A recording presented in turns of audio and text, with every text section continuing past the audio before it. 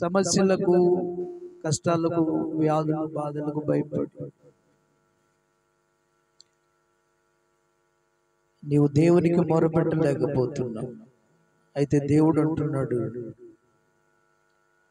నీవు నాకు మొరపెట్టు. రోదన చేయు స్త్రీలను కనుగొనుడి. సంఘము దేవుని మాట. రోదన చేయటం వారికి నేర్పమన్నాడు. అవును ప్రియుల, దేవుని దగ్గర రోదన చేద్దాం, మొరపెడదాం. నోరు తెరిచి ప్రార్థన చేయండి. కొద్ది నిమిషంలో మొరపెడదాం. దావీదు అంటున్నాడు, జనులు ధర్మశాస్త్రమును అనుసరించినందువలన నా కన్నులు ఏరులై పారుతున్న, కన్నీరు ఏరులై పారుతుందని మాట్లాడుతున్నాడు.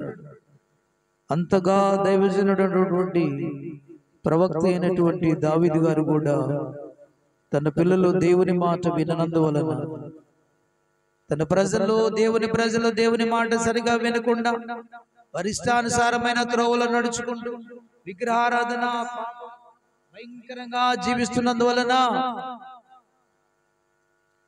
దావీదు కన్నీళ్లు గారుస్తూ ఉన్నాడు. నది ప్రవాహం వల్లే కన్నీళ్లు ప్రవహింపజేస్తావు. ఇర్మియా గారు అయితే దేవుడు ముందుగానే ప్రవచనాలు తెలియజేస్తూ ఉన్నాడు.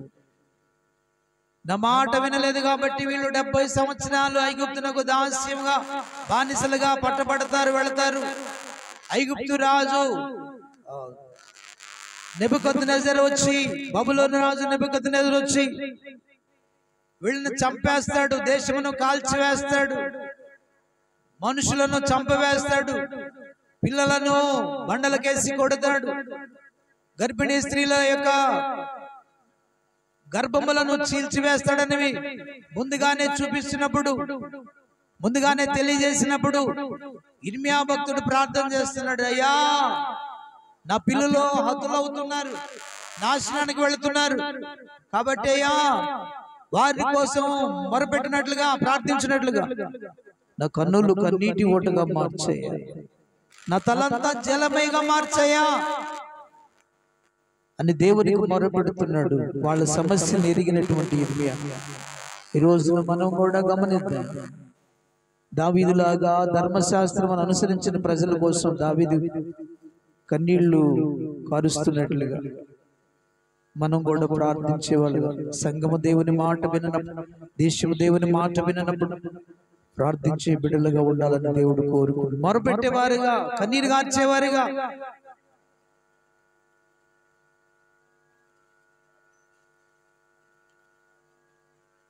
ధర్మశాస్త్రమును అనుసరించినందువలన నా కన్నులు ఏరులై పారుతుందని మాట. అలాగ నీవు ఉన్నావా? ఉండాలని దేవుడు కోరుకుంటున్నాడు. నాశనానికి వెళుతున్నటువంటి, నరకానికి వెళుతున్న ప్రజల కోసం ఇర్మియాలాగా కన్నీరు కార్చి వీపింగ్ ప్రాఫెట్ లాగా ఉండాలని దేవుడు కోరుకుంటున్నాడు. తన పిల్లల ప్రాణం కోసం రేయి మొదలుజామున మొరపెట్టిన బిడ్డల వలె మీరు ఉండాలని, సంఘము ఉండాలని దేవుడు కోరుకుంటున్నాడు. పసి పిల్లల ప్రాణం కోసం మొరపెట్టే బిడ్డలుగా ఉండాలని కోరుకుంటున్నాడు. మరణానికి పాత్రులు అవుతున్నటువంటి, మరణము కిటికీలు ఎక్కుతుండగా మరణానికి పాత్రులు అవుతున్నటువంటి వారందరి కోసం ప్రార్థించమని, రోదన చేయు స్త్రీలను కనుగొని రోదన చేయడం వారికి నేర్పమంటున్నాడు, రోదన చేయమంటున్నాడు. పసిపిల్లల ప్రాణం కోసం వీధులలో పసిపిల్లలు లేకుండాను, రాజవీధులలో యవనస్తులు లేకుండాను మరణము కిటికీలు ఎక్కుతుందంట. మరణము దాటుతూ వస్తుంది, మరణము వస్తూ ఉంది ప్రియుడా.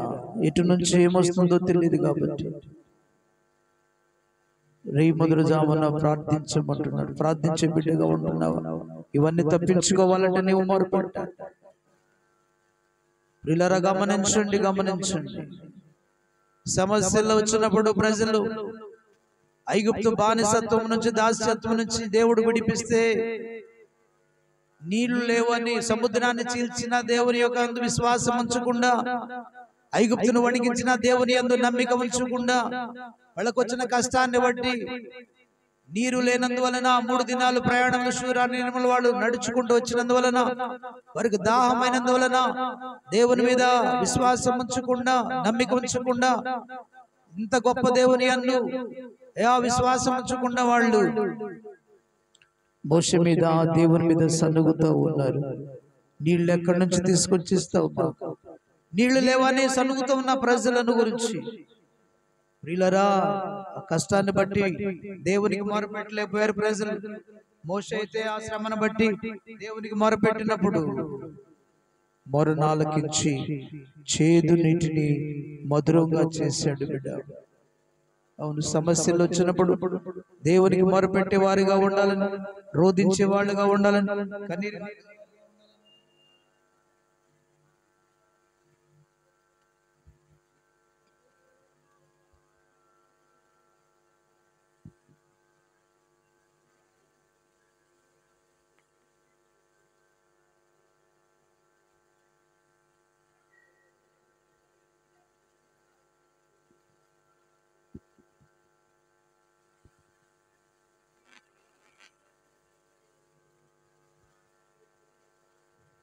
దేవుని యొక్క ఆశ.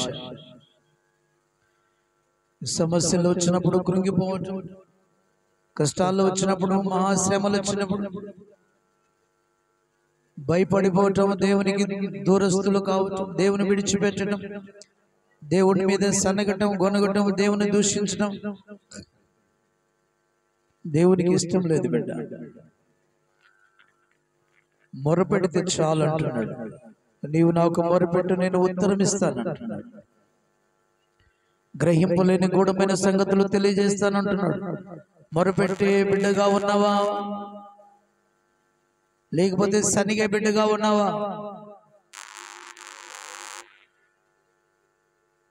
ఈ రోజున ప్రశ్న వేసుకోమంటున్నాడు. అనేక మార్లు ఇజ్రాయెల్ ప్రజలు దేవుని మీద, తన సేవకులైన మోషే ఆరోను మీద ప్రజలు ఆహారం కోసం సనిగారు, నీరు కోసం సనిగారు, మాంసము కోసం సనిగారు, కష్టాలు వచ్చినప్పుడు సనిగారు. ప్రియులారా, 10 మార్లు దేవునికి విరోధంగా సనిగినప్పుడు మోషే దేవునికి అన్ని విషయాలలో మొరపెట్టాడు. కాబట్టి ప్రజలను దేవుడు తప్పించాడు. పాలు తేనెలు ప్రవహించే దేశానికి లోబడిన వారిని చేర్చాడు.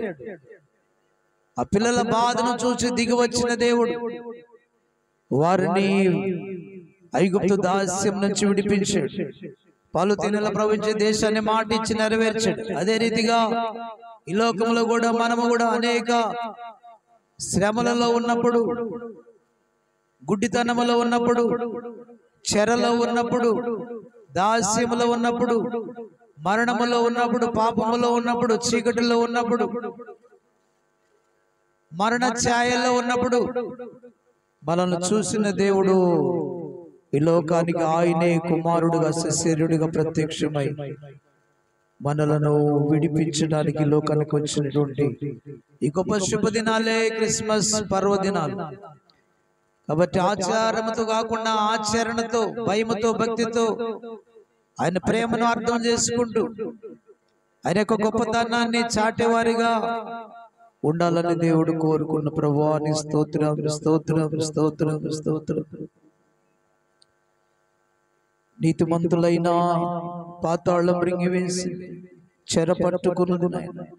చెరలోనికి వెళ్ళిన వారు ఎవరు కూడా విడుదల వారంతటా వారు విడుదల పొందలేరు నాయన. చెర నుంచి విడిపించడానికి రక్షకుడుగా మీరు లోకానికి వచ్చి ఎవరు విడిపించలేని చెర నుంచి, ఎవరు విడిపించలేని దాస్యం నుంచి, ఐగుప్తు బానిసత్వం నుంచి, దాస్యం నుంచి నీవే నీ రక్షకులను పంపించి విడిపించావు. పాలు తీరలు ప్రవహించే దేశాన్ని అనుగ్రహించావు. ఆ రీతిగా నాయన మేమందరం అయా పాపము దాస్యములో ఉండి, మా తండ్రిని కొందన మరణ బంధకములలో ఉండి, ప్రభువాని కొందనాలను మరణం చేత పట్టబడుతూ అయా చెరలో ఉన్న మమ్మలను విడిపించడానికి నా ప్రభా మీరే దిగి వచ్చి మీరే నాయన ఈ లోకానికి సశరీరుడిగా వచ్చి పాపం లేని ఆ పరిశుద్ధుడిగా జీవించి మా కోసం సిలువలో మరణించి మా శిక్షను కొట్టివేసి మాకు బదులుగా మీరు శిక్షను అనుభవించి చెర నుంచి మమ్మలను విడిపించిన మరణం నుంచి విడిపించారు, చెర నుంచి విడిపించారు, పాతాళం నుంచి విడిపించారు, నరకము నుంచి విడిపించారు, పాపముల నుంచి విడిపించారు. నాయన గొప్ప దేవుడవు నాయన, నీకు వందనాలు. మేము పడుతున్న ప్రతి బాధను చూస్తున్నావు నాయన. నా పిల్లలు పడుతున్న బాధలను నేను చూశాను, వారిని విడిపించడానికి దిగి వచ్చానని మీరు సెలవిచ్చినట్లుగా మరణ ఛాయలోను చీకటిలో ఉన్న వారి వెలిగివ్వడానికి ఆయన ఈ లోకానికి అరుణోదయ దర్శనం అనుగ్రహించిన వాక్యము నమ్మదగినది. ప్రభా ఈ లోకాన్ని పాపులను రక్షించడం క్రీస్తు ఈ లోకానికి వచ్చానని నా ప్రభా మీరు నాయన ఈ వాక్యము నమ్మదగినది, పూర్ణ అంగీకారమునకు యోగ్యమైనదని సెలవిచ్చిన మా ప్రభా మా కోసం చనిపోయి సమాధి చేయబడి తిరిగి లేచి మమ్మల్ని విమోచించినందుకై, శిక్ష నుండి తప్పించినందుకై, చెర నుంచి విడిపించినందుకై నీకు వందనాలు స్తోత్రాలు అర్పిస్తూ ఈ సమయాన్ని బట్టి నీకు వందనాలు చెల్లిస్తున్నా. మొర ఆలకించినందుకు స్తోత్రాలు. సమయాన్ని బట్టి వందనాలు చెల్లిస్తున్నాము నాయన. పిల్లలు మొరపెట్టే వారిగా ఆయత్తపరిచాయి దేవా, కుటుంబాల రక్షణ పొందిన వారి కోసం మొరపెట్టేవారుగా ఆయత్తపరిచాయి, హతులైన వారి కోసం మొరపెట్టేవారుగా ఆయత్తపరిచాయి, పసిపిల్లల కోసం మరణాన్ని కబళిస్తున్న మరణం నుంచి విడుదల కోసం ప్రభువా సంఘం మొరపెట్టేవారిగా ఆయత్తపరిచిన ఆయన నీ స్తోత్రం స్తోత్రం స్తోత్రం స్తోత్రం చెల్లిస్తున్నాం. మీరు ఈ సమయాన్ని బట్టి స్తుతులు అర్పిస్తారు. యేసయ్య ఘననామమున స్తుతించి ప్రార్థించి అడిగి వేడుకుంటున్నాము తండ్రి. చెప్పండి అందరూ ఆమేన్. బిగ్గరగా చెబుదాం అందరూ ఆమేన్. మంచిది. 5 నిమిషాలు ఉందా? 5 నిమిషాలు ఉంది. తలా 5 నిమిషాలు గొలుసు ప్రార్థన చేద్దాం. కొంతమంది చేయగలిగిన వారు సంఘ క్షేమం కోసం, దేశ క్షేమం కోసం, రక్షణ పొందిన వారి కోసం, సంఘములో సమాధానం కోసం ప్రార్థన చేద్దాం. అందరూ తలలో ఉంచండి, ఒక్కొక్కరు చేద్దాం. ప్రార్థన వినిడి పావనుడా.